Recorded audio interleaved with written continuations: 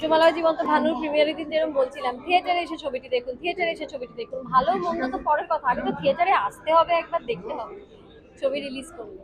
তো সেই জন্য আমি তো সবসময় ছবি থিয়েটারে এসে দেখি, বাংলা হিন্দি ইংরেজি অন্য ভাষা নির্বিশেষে। আর ছবি তো আমি থিয়েটারে এসে দেখি এবং খুব নিয়মিত সেটা দেখি। সেজন্যই আজকে এই ছবিটা অনেক দিন পর, মানে অনেক দিন ধরে রিলিজ হওয়ার কথা, তারপর রিলিজ হলো। জানতে পারা মাত্রই থিয়েটারে চলে এসেছি দেখবো।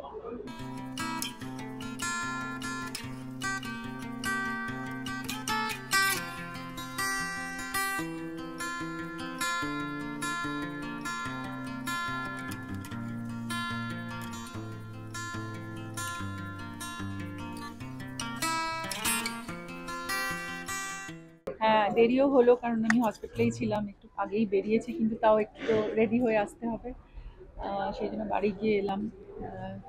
হ্যাঁ, কমিটমেন্ট তো করতেই হবে। আর এই ছবিটা আমার কাছে খুবই স্পেশাল একটা ফিল্ম, কারণ প্রথমত এই ছবিটা আমরা খুব মানে খুব মন দিয়ে বানিয়েছি, এবং বঙ্কিমচন্দ্র চট্টোপাধ্যায়ের একটা দারুণ আহ, সৃষ্টি রজনী, এবং আহ, তার সাথে সাথে অবলম্বনে মানে রঞ্জনী অবলম্বনে কিন্তু আমার লবঙ্গলতার অ্যাঙ্গেল থেকে এই ছবিটি তোলা। আমার মনে হয় যে এই ছবিটার মধ্যে বিশেষ কিছু বৈশিষ্ট্য আছে যেগুলো আমরা দেখতে পাবো, কারণ সাহিত্য নির্ভর ছবি, এবং এর সাথে সাথে এই ছবি কাস্টিংও খুব ভালো। ওপার বাংলার আনন্দী ভাই আছেন, ইন্দ্রনীল সেনগুপ্ত, পাপিয়া অধিকারী, রীতা দত্ত চক্রবর্তী, ভাস্বর, তানিয়া কর, ফাল্গুনী দাস, জুমকিদি, এবং অবশ্যই শ্রীলা মজুমদার, যিনি আমাদের মধ্যে আজকে নেই। আমরা হারিয়েছি পার্থদাকে, পার্থ সারথীদেবকে, এবং আমাদের মিউজিকের যে মানে কী বলে ডিস্কো কিং বলা হয় যাকে, এবং অনবদ্য স্রষ্টা বাপি লাহিড়ী, উনি আমাদের মধ্যে আজকে, কিন্তু আমার মনে হয় তার সুর এবং তার গান বেঁচে থাকবে তার কাজের ভেতরে। এবং এই ছবিটি বাপিদার লাস্ট কাজ বাংলা সিনেমায়, তো সেই জন্য এই ছবিটা এমনিতেও আমার জন্য খুব স্পেশাল। এবং আমাদের প্রযোজিকাও মহিলা রঞ্জনা গাঙ্গুলি, উনি খুব চেষ্টা করেছেন এই ছবিটা বানাতে। তো আই থিঙ্ক সব মিলিয়ে এই ছবির একটা আবেদন তো আছেই। আশা করি দর্শকদের ভালো লাগবে।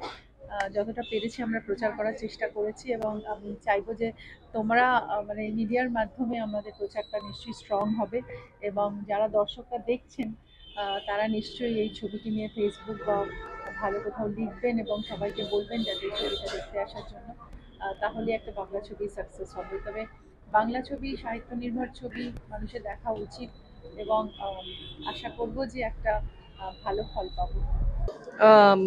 অনেকদিন বাদে সাহিত্যভিত্তিক ছবি এসছে, এবং আমরা জানি যে এই ছবিটা বঙ্কিমচন্দ্রের রজনী অবলম্বনে করা। তো আমার মনে হয়, এবং এতে যে কাস্টিং আছে, যাতে ঋতু, ইন্দ্রনীল, আমাদের বাংলাদেশের আলমগীরদা, সবাই এখানে অভিনয় করেছেন, এবং আরও অনেকে আছেন পরিচিত মুখ, এবং বাপিদার শেষ সুর, চাকি ক্যামেরাম্যান। তো টোটাল প্যাকেজটা খুব ভালো। তো সুতরাং আমার মনে হয় দর্শকরা তো এখন ছবি দেখছেন, যেটার প্রমাণ হচ্ছে বহুরূপী, অবভিয়াসলি একটা ভিন্ন ধারার ছবি। তো এখানে একটা সাহিত্যভিত্তিক ছবি আমার মনে হয়, এবং ছবিটা খুব ভালো বানিয়েছেন নতুন মানে বাপ্পাদা পরিচালক, রঞ্জনাদি যিনি আমাদের প্রডিউসার, তিনিও অনেক কষ্ট করে ছবিটা বানিয়েছেন। আশা করছি দর্শকদের ছবিটা ভালো লাগবে, এবং বহুদিন বাদে একটা বাংলা ছবি দেখবে।